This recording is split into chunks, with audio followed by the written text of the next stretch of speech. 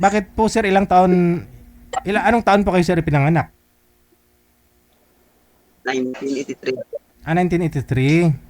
Oo. Oo. Mga 42 pa lang. Si ma'am mo kasi 53 ka na ma'am? Mag-52. 52. Oh, Opo. total Noong naman. February 26. Halos 10 taon din ha. Pero sabi ni sir kasi mabait lang naman yung hanap. Mabait ka ba ma'am? Kasi edad lang. Okay na yung 45. Kaya ako sa DJ, kahit sana, Edi mag-usap po kayo baka may kapatid do si sir na na mayroon pong uy, recommend mo ako. hmm, Wala na akong kapatid. Hello, ma'am. Good evening. Kasi naranasan ko na ng ka-boyfriend ng 43 years old. Tapos, iniwan din ako. kanya iba-iba naman ho yan ma'am eh. Nasa tao naman yan. Malay mo baka Hindi. Sabi nila, yung mas bata daw ang kapartner mo, maghanap daw sila. depende sa tao yan ma'am. Kung galingan mo yung performance mo, kahit may edad ka na, Makahanap na yung kung kahit nga senior, yung boyfriend niya 20 plus lang, walang problema. Basta galingan mo lang. Wala na sa galing, sir. Kahit sabihin mong may edad na ho yung boyfriend mo o asawa mo, kung iwanan ka talaga yan. Hindi, iiwanan talaga niyo. Ako niyan, pag 43 years old. Maghahanap na akong mas Ano, sir, maghanap ng kasing edad niya. Hanapan na lang yun ng iba. Oh.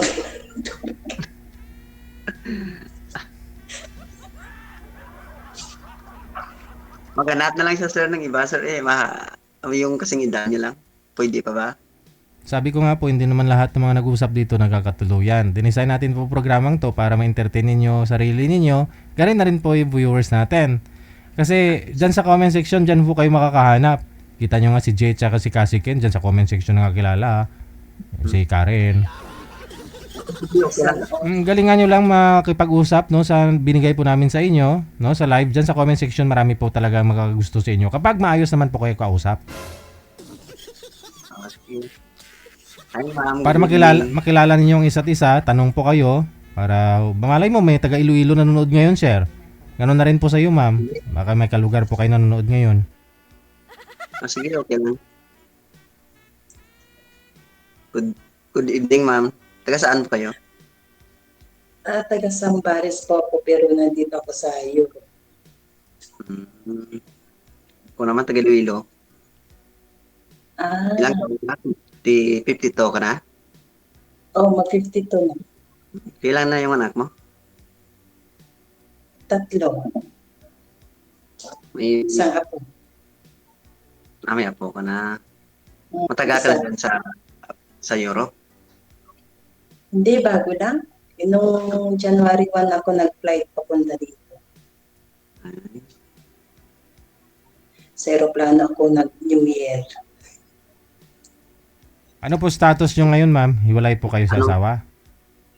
Opo, sir. Hiwalay pa ako ng more than 22 years. 23. Aha. 23 years? 2 years? Ang tagal na. 23. Gusto mo makapasawa ulit? Tagal na.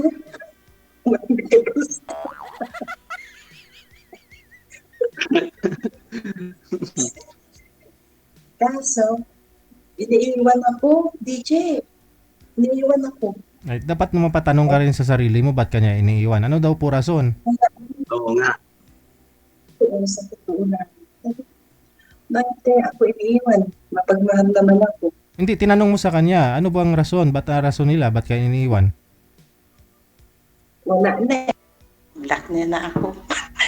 Ay, hindi, bago kayo maghiwalay, ano po yung pinag-uwayan ninyo, inuusapan ninyo, ganun. Para alam mo na rin kung ano rason. Anak. Iniiwan. Hindi, alam mo yung rason nun, ma'am eh. Kasi dun sa rason mo na yun, dun po kayo matututo eh. Dun po ninyo malalaman kung ano yung mali mo, anong hanap nila sa'yo, anong pagkukulang mo. At least sa susunod, di ka na magkakamali. Hindi ka makarami ng boyfriend. Baka malayo sila, iniiwan mo din, kaya ganun.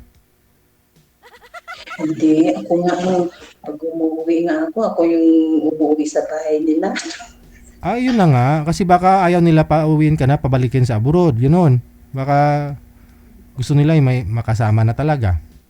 Kagusto na makasama na kayo, Mm. mga pamilya. Yun sana bigay, kaso, yun sana ang balak ko, kaso, no before ako umuwi, in-break naman na ako. Anong magagawa ko? May rason ho yun. May rason siya. Anong rason niya? Hindi, DJ, na ano siya, na natukso. Mm. Nalaman ko rin. Di mas okay yung ganun. At least nung pag-uwi mo, kaysa naman ginawa niya, yung nagkita na kayo tapos saka siya matukso. Maganda na rin yung hindi pa kayo nagkita.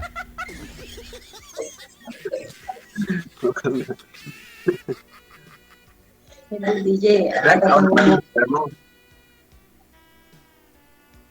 43 na din. 52 na rin? 43? Mm. Ay, oo nga. Iniwan ka niya. Natukso. Depende naman din sa mga lalaki kung iba-iba kasi yung ugali ng mga lalaki. Yung iba, hindi manaw sa isa, yung iba gusto humanap pa ng iba. Kasi wala ko eh, nasa malayo ako, kaya natukso. Naghanap. Basta malayo ka, ganoon talaga ang mga, hindi, kasi yung mga cellphone eh, mahirap na mag-communicate kung Pero kung magkasama na kayo sa bahay, tapos okay lang yan. Pero kung mga LDR, mahirap yan.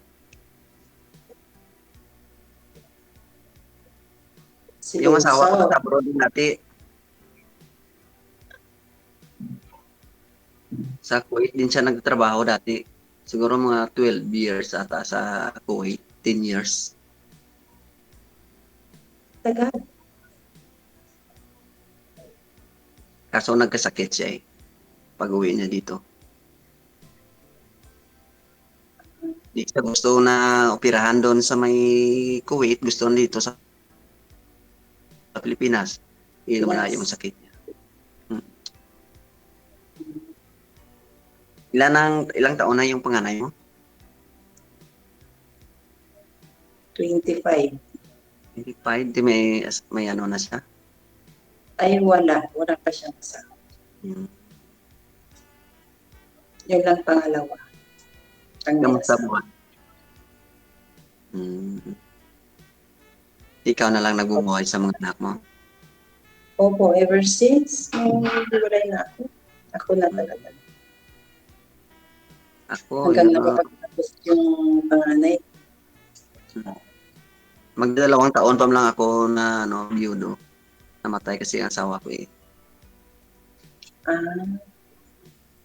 Wala na akong yung trabaho ko na lang dito, nagda-drive na lang. Kasi hindi ko maiwan yung anak ko dito sa bahay, dalawa lang kami. Pero ginagawa ko naman lahat para makapasok ka sa college. Oo, kaya mo yan, kuya. Subukan eh. Laban lang. Oo, ganun lang. Laban lang. Ilang buwan ka plakon mo dyan sa abroad, sa Europe? Mahigit 1 buwan. Ilang taon yung mo dyan? Yung Yearly? Yearly mo. Kada taon mo uwi ka. Oo. Tapos ilang buwan yung bakasyon mo dito sa Pinas? Mga 20 days lang. Mga 15 days. Ano lang. Kasi may trabaho. No. Hmm. Si DG, okay na yan? Ano na?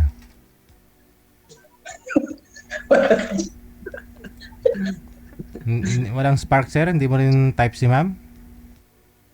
Hindi naman ko na hindi type. Pero, kasi siya, ayaw niya ng mga mabatay.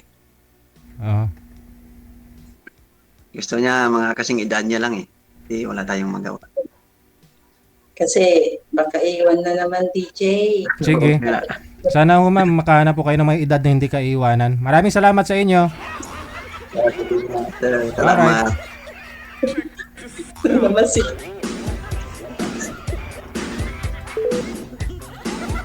Hanap niya yung ano eh, yung may edad na para di daw siya iwanan.